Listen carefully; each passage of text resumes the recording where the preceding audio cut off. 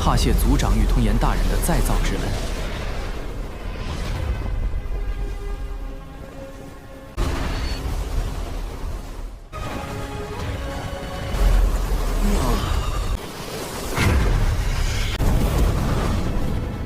Это тело закалено моим источником. Кто бы мог подумать, что Хунь Мишен, глава зала душ, на самом деле будет воскрешен пламенем пожирания пустоты? Почему Хунь Тяньди так высоко его ценил и насколько трагичным оказался его конец? Во время битвы за повелителя центральных равнин Сяо Янь тяжело ранил Хунь Мишена, уничтожил его физическое тело и поглотил находившееся внутри него дочернее пламя или потомка пламени пожирания пустоты. В итоге от него осталась лишь слабая остаточная душа, и только благодаря Хунь Цяньмо он сумел спастись. Несмотря на сокрушительное поражение Хунь Мишена и серьезный удар по залу душ, в новой серии показано, что Хунь Тяньди без колебаний использовал силу происхождения или источник пламени пожирания пустоты, чтобы заново создать ему тело, восстановить его силы и даже значительно поднять его уровень, помочь прорваться до уровня семизвездного святого Доушен. Почему в клане, где не прощают ошибки и поражения, Хунь Тяньди так поступил с Хунь Мишеном?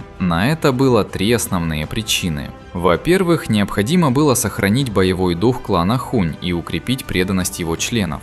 Если подчиненные рисковали жизнью и погибали в бою лишь для того, чтобы потом быть забытыми и брошенными, в сердцах членов клана постепенно зародились бы сомнения. Когда такие мысли распространяются, никто уже не станет сражаться изо всех сил. В то время Хунь Тяньди еще не прорвался на уровень Доуди, а его тысячелетний план все еще требовал полной поддержки всего клана. Он ни в коем случае не мог позволить своим последователям разочароваться. Во-вторых, способности Хунь Мишена в управлении делами были практически незаменимыми. Зал душ являлся открытой рукой клана Хунь на центральных равнинах и был почти полностью создан и контролировался именно Хунь Мишеном. Его влияние распространялось по всем крупным городам региона. На протяжении многих лет он тайно захватывал алхимиков, собирал огромное количество душ и выполнял всю грязную работу, которой клан Хунь не мог заниматься лично. Обладая силой Святого Четырех, а потом и 5 звезд, Хунь Мишен многие годы контролировал зал душ и противостоял таким силам, как Башня Пилюль, Альянс Небесного Дворца и древние кланы, почти не допуская серьезных ошибок.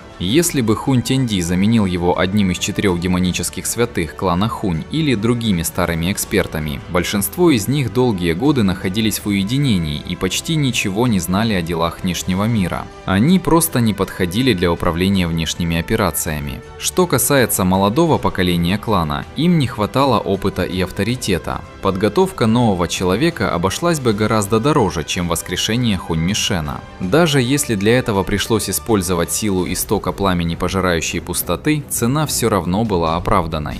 В-третьих, Хунь Тяньди хотел подать пример и установить для всего клана правила абсолютной преданности. Воскрешая Хунь Мишена, он показывал каждому члену клана Хунь, что если они будут верны клану и самоотверженно служить им, то даже смерть в бою не станет концом. Он готов потратить ресурсы, чтобы вернуть их с порога смерти. Таким образом, он еще крепче связал сердца членов клана и заставил всех быть готовыми пожертвовать жизнью ради тысячелетнего плана – открытия пещеры древнего бога Тоше. Так что да, Хунь Тяньди поступил крайне разумно и обдуманно, что делает его еще более опасным врагом. А Хунь Мишен без сомнения был очень благодарен Хунь Тяньди и Пламени Пустоты за спасение, но Хунь Тяньди также охладил его надежды. Поскольку клан Хунь был местом, где сильные охотились на слабых, Хунь Тяньди, сумевший однажды воскресить его, ожидал, что Хунь Мишен принесет пользу клану. В противном случае его ждал печальный конец. Поэтому Хунь Тяньди немедленно дал ему последнее задание, так сказать, последний шанс, поручив ему выследить Сяо Яня и забрать у него фрагмент древнего нефрита Тоше. Кстати, в этой сцене мы могли впервые увидеть пламя пожирания пустоты в его человеческой форме. Это пламя номер 2 в рейтинге, и его сила на ранней стадии Святого 9 звезд. Такой дизайн пожирающего пустоту пламени вызвал значительные споры среди фанатов. Некоторым он показался крутым, другие же сочли его непривлекательным. Но по моему мнению, выглядит он довольно внушительно. Хотя, конечно, Хун Тяньди точно не переплюнет.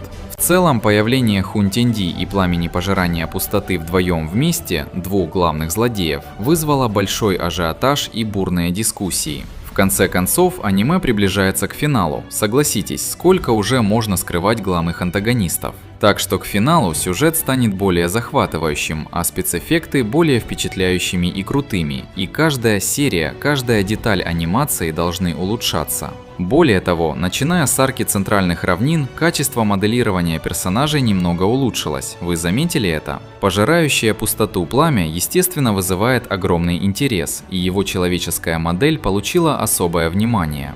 В оригинале у пожирающего пустоту пламени не было лица, но в анимации ему добавили черты человека, эксперта уровня Святого 9 звезд. Он носит черную мантию и окружен синей энергией. Особенно выделяется небольшой черный вихрь на груди, напоминающий дыру, что добавляет ему загадочности.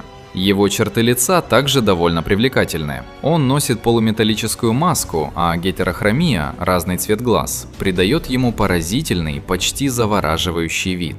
В целом, многие считают его очень красивым. Что интересно, так это то, что пожирающая пустоту пламя получила приказ от императора Хун Тяньди отправиться в клан Яо и начать операцию по истреблению. Хун Тяньди лично вручил ему нефритовое приглашение на церемонию клана Яо, точно такое же, как у Сяо Яня, призывая начать свою операцию. Клан Яо теперь в смертельной опасности. Пожирающее пустоту пламя направляется в клан, чтобы начать геноцид, и мы можем ожидать от него множество зрелищных выступлений. Вернемся к Хунь Мишену. Насколько трагичным оказался конец Хунь Мишена?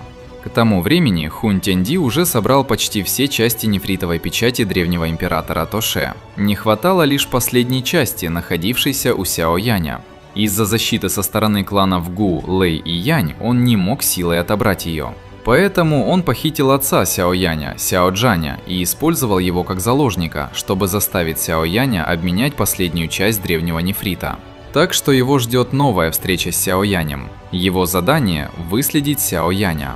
Мог ли он справиться с этим, достигнув уровня Святого 7 звезд? Но чтобы спасти отца, Сяо Янь без колебаний согласился на сделку. Вместе с экспертами кланов Гу, Лэй и Янь, а также многочисленными доушенами Альянса Небесного Дворца, он прибыл в горный хребет Погребения Небес, чтобы провести обмен. Вскоре поднялся черный туман, открылся пространственный проход и появился Хун Тяньди вместе с пламенем пожирающей пустоты, 4 демоническими святыми клана Хунь и множеством могущественных экспертов. Их появление выглядело мрачным и подавляющим.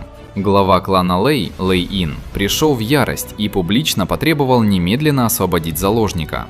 В противном случае 3 клана объединятся и уничтожат клан Хунь. Однако Хун Тяньди совершенно не придал этим словам значения. Он лишь холодно посмотрел на Сяо Яня и заставил его сделать выбор. Напишите в комментариях, если вы хотите отдельное видео не об обмене заложниками, а о том, как Хун Тяньди охотился на Сяо Яня, и насколько тот был удивлен увидеть главу Заладуш, которого убил в прошлом. С точки зрения баланса сил, уровень Святого 7 звезд у Хунь Мишена не дает ему реального преимущества против Сяо Яня. К этому моменту разрыв между ними уже не в звездах, а в качественном скачке силы души и боевого опыта Сяо Яня. Поэтому его миссия поиска и устранения изначально носит скорее характер преследования и разведки с опорой на сеть клана, а не прямого боя 1 на 1. Большое спасибо за просмотр, подписывайтесь, ставьте лайк и всем пока.